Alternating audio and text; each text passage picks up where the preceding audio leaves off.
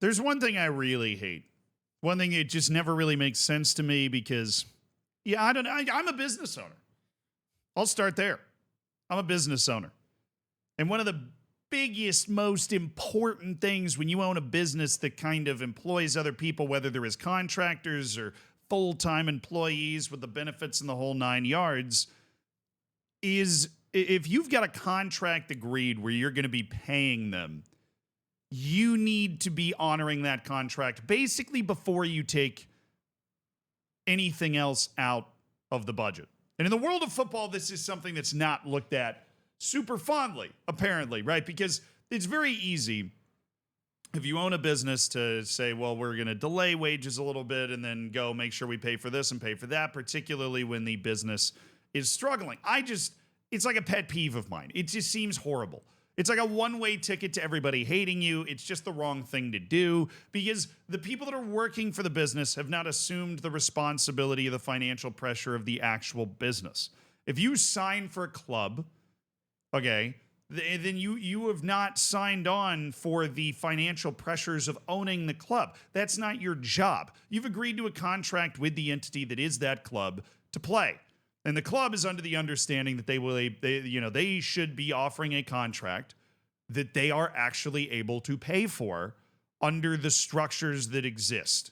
Under what they have available to them as a business owner, they should know that they are going to be able to pay for that wage. So who, might you be wondering, has violated this ancient, I lost the word, the sacrament of paying the players, paying the employees or whatever.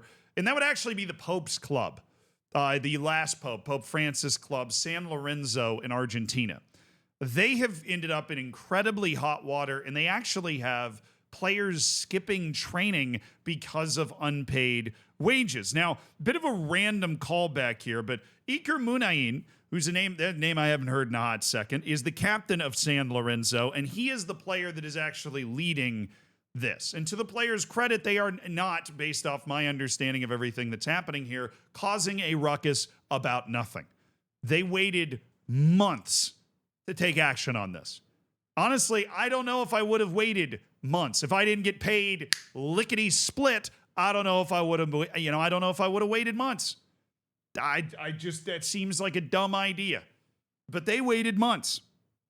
The team leaders, I got it here. The team leaders huddled together before the scheduled training session and decided to skip practice after realizing that some players hadn't received full wages since February. This is, of course, mid-May. Bonuses were still a distant dream. Of course, all of these things that the club San Lorenzo is contractually obligated to provide.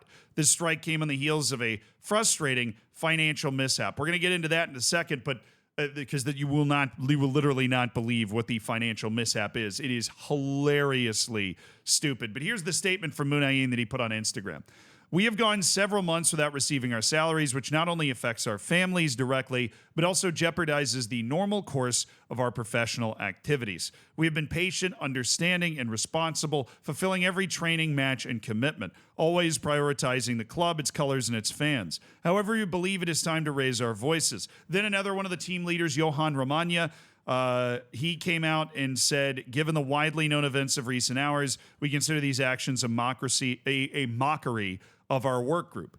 This is not merely an economic issue, but one of dignity and basic labor rights that every worker deserves. I agree with that.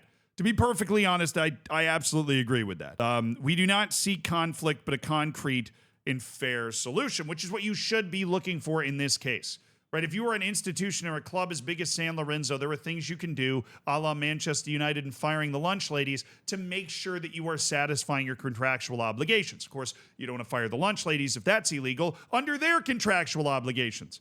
But if you have something in your contract that says you can be released or you can't be released for this amount of money or whatever, the club has an obligation to figure out how to pay this money through. Now, if you know anything about football in Argentina, you know that the Argentinian League has been in the shitter recently, which is a shame because, Boca Juniors and River, there are huge clubs, Independiente in Newell's Old Boys, right? All these clubs in Argentina. And the top league is huge. But they've tried to restructure the top league. They're trying basically to overhaul it. They've had issues with corruption in the Argentine Federation. Not necessarily that's happening anymore, but the financial mishap is tied into this because the people running San Lorenzo, while they've made mistakes and it's clearly not going super well, are not complete idiots. They did have a plan in place as a top flight club, and I would say a top 15 league in the world, to pay their players. And that relied on a payment that was supposed to be coming from the Argentine Federation. Okay, now I am going to try to get Argentine pesos to USD. I'm going to try and get a nice conversion going here, but the amount that they were supposed to receive was basically $609,000 or 700 million Argentine pesos. I'm terrible at counting zeros. Yeah, 700 million Argentine pesos. Part of a payout that they're supposed to be getting from the Federation of Argentina, right? Part of their economic recovery plan or whatever it is. Now, this money, and this is going to sound too dumb to be true, but absolutely is not, is sent to a club that at the time it is receiving it is in turmoil. The president is caught in a scandal. Moretti, Vice President Nestor Navarro has resigned, and shit is hitting the proverbial fan here. The club hoped to settle its debts with this 700 million Argentine pesos payment. The payout was part of a grand plan to distribute the funds across First Division teams. The problem is the club, because of the scandal under the previous president, was under an embargo, which means the club had 3 bank accounts, basically. Bank account 1, bank account 2, bank account 3. Now, bank account 2 and 3 they're part of the embargo. They're frozen.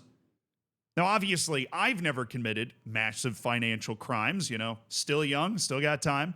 But apparently, when you commit massive financial crimes, your bank accounts get frozen. You might have heard that phrase before, but, they're under embargo because of financial issues and controversy in the past, not to get into it too much. And 2 of their 3 accounts are locked.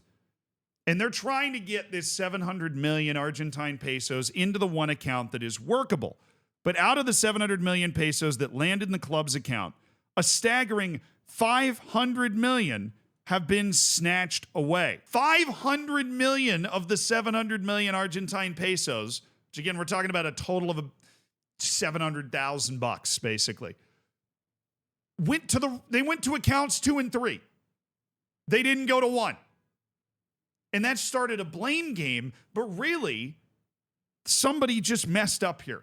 There isn't a reason. There isn't a legal reason that they went there. They didn't have to go there. It all came down to who wired what where as to why San Lorenzo does not have this money right now. Julio Lepardo, who's the interim president, said there are 2 club accounts caught in the web, leaving 1 account clear, as I so beautifully explained, right? Typically, AFA funds trickle into that operational account, but this time the money veered into a different account, possibly due to a mix-up. As a result, it got seized, which ticks off another legal box for San Lorenzo. Regrettably, this was meant for player payments. Now, of course, the AFA is not going to take this lying down. Your resident Italian-Argentine Pablo Tivigino,